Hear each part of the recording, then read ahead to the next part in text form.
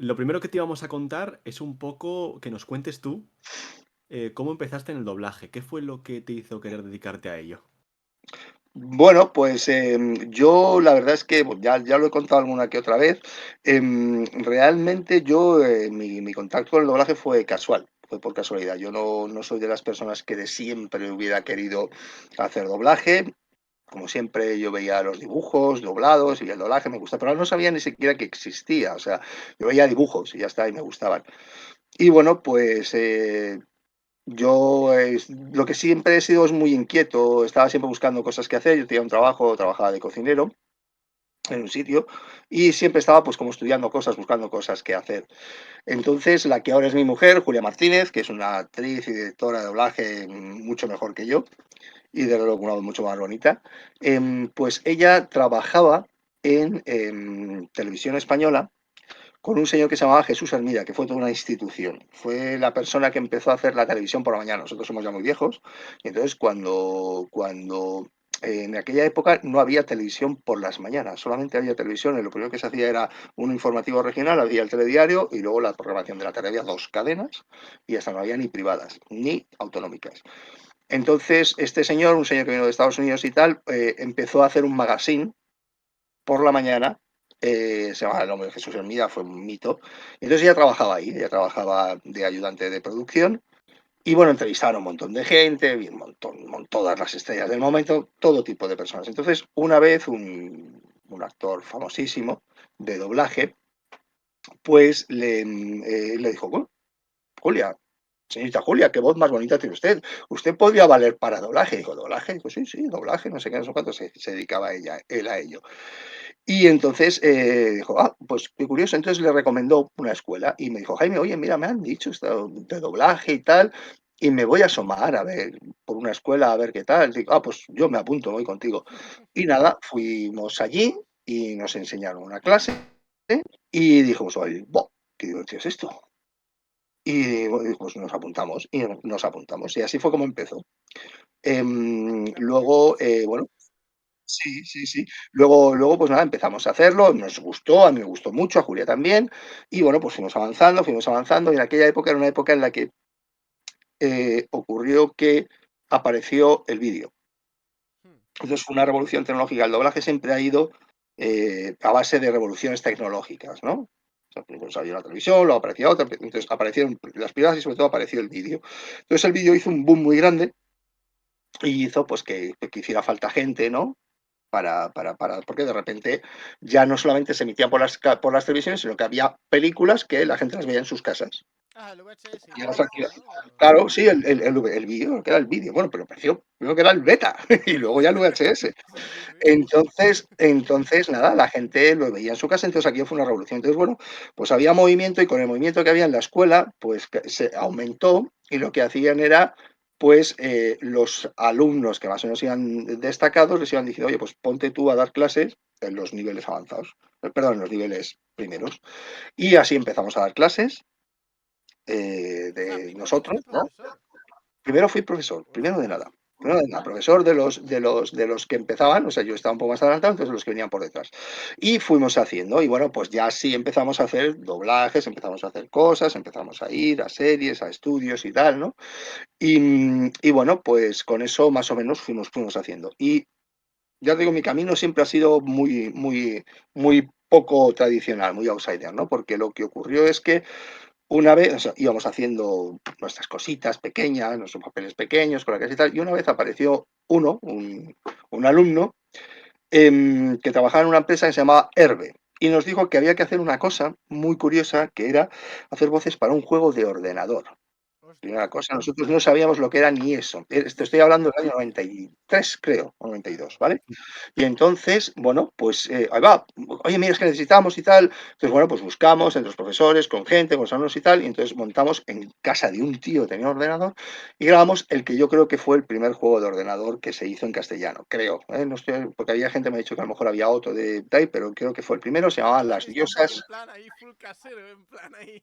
Absolutamente, o sea, inventándonos el asunto, porque no sabían ni siquiera ni siquiera el de la esta, o sea, bueno, se llamaba Las Diosas de Fuego del planeta Phobos 2, se llamaba así el juego. Venga, vaya Iba nombre, en ¿no, chaval? Madre mía. iba en disquetes de los de 3,5 a 8 kilohercios la voz. O sea, se andaba sí, sí, sí, sí, todo así, ¿vale? Ya los juegos hasta aquella época habían ido con, igual fue como otro adelanto, ¿no? Habían ido con texto, que iba apareciendo texto, y esto es lo que nos iban a tener voces. Entonces lo grabamos Y en la esto, casa de un claro, tío. iba en varios disquetes, ¿no? Porque los juegos de esa época tenías que Eso iba, descargarlos en imagínate, y además a disquetes. 8 kilohercios sonaba como en las... Sonaba, no se entendía nada, ¿no? Iban disquetes de estos floppy. Y bueno, pues aquello lo grabamos, que fue como tal, pues centrada, o sea, no había nada, no conocíamos nada, no sabíamos ni lo que era un Excel. Nosotros nos dieron un texto en Excel, ¿no?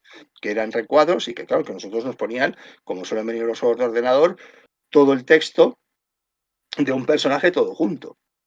¿Vale? No vienen conversacionales, ¿no? Entonces nosotros decíamos, ¿esto qué es? Entonces, para enterarnos de cuáles eran las conversaciones, fuimos recortando, porque no sabíamos, recortando del papel las filas de Excel y haciendo un collage con otro, Madre mía, macho, vaya sí, película. sí, sí, con pegamento para Madre mía. hacer el guión.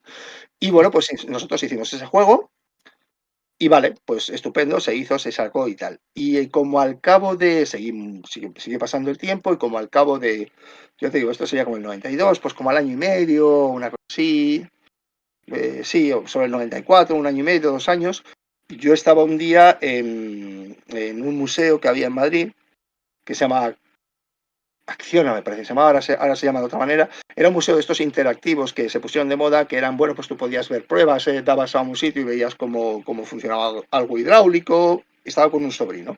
Y de repente vimos a lo lejos una pantalla. Y dije, va, espérate, coño, esto es un ordenador. Nos acerqué y entonces vi que había una cosa que era en un ordenador una película de Sherlock Holmes que hablabas y de repente se paraba y tú podías interactuar. Era un juego en CD-ROM. Empezaron a salir los CD-ROM, pero de repente fueron un nuevo formato que aumentaba la capacidad, ¿no?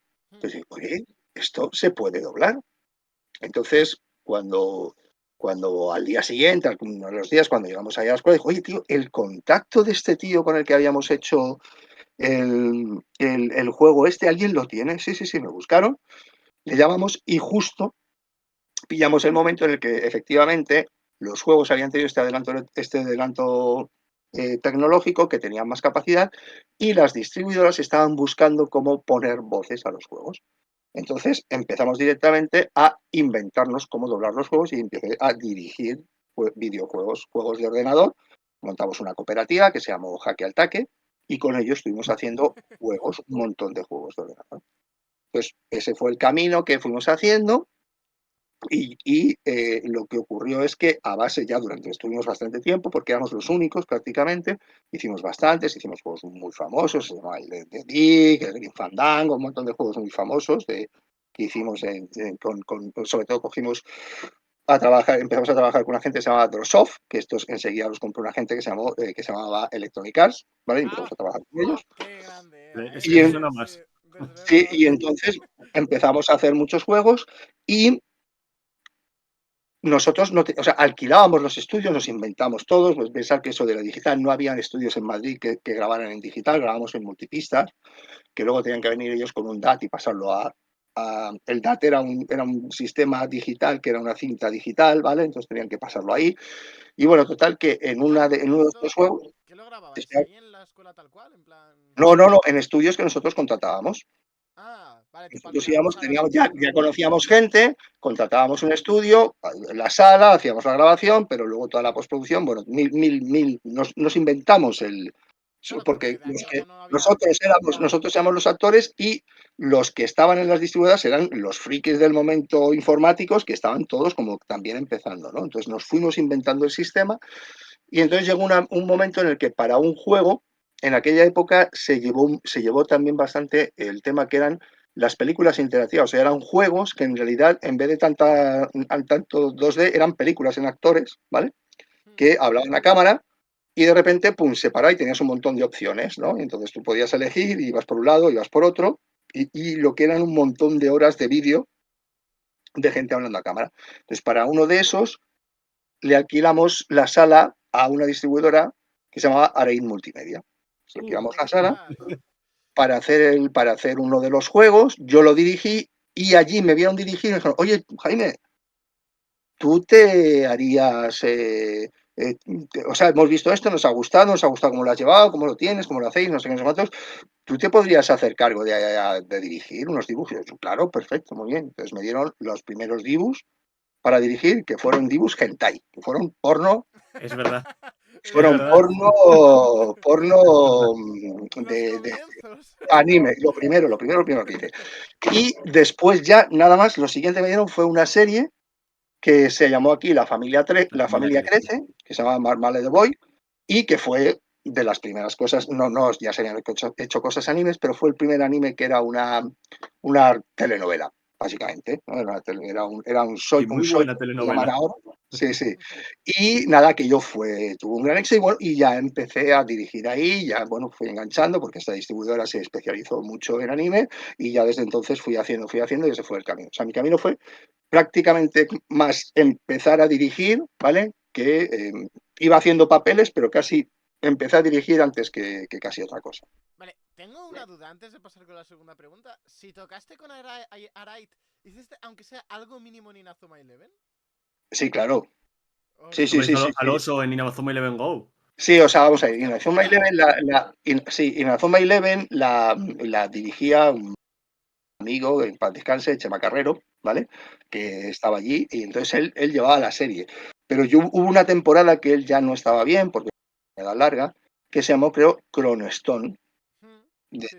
Y esa temporada la dirigí yo, entera. Y ahí había efectivamente una especie de osito azul, ¿vale? Sí. Que hice yo el personaje, sí, que era así con Hostia. una seta, así como alemán, una cosa así. Sí, sí, sí. Tú y los acentos, ¿eh? También Sakura Sí. con el mexicano. Mm, Es que claro, digo, sí, Arait, algo en Inazuma tuvo que haber, ¿sabes? sí, sí, sí, Y es sí, sí. casi lo más famoso que han hecho. Hubo así Sí, una época, sí, sí. era ahí. Bueno, Arait hizo bastantes cosas O sea, sí, pero y, bueno, y así. bastantes cosas famositas. Entonces, sí, sí, pero desde luego, porque tuvo bastantes cosas. Hubo un tiempo en el que fue casi como la que tenía el mejor contacto con Japón y era la que traía y distribuía casi todo lo que fue el Sí. momento en el que muchos de vosotros empezasteis a ver el anime, sobre todo. Hubo eh, una época Raid, ¿no? Se llama así, como la sí, época Raid. La saga Arait. prácticamente sí, sí, sí, sí, sí, sí.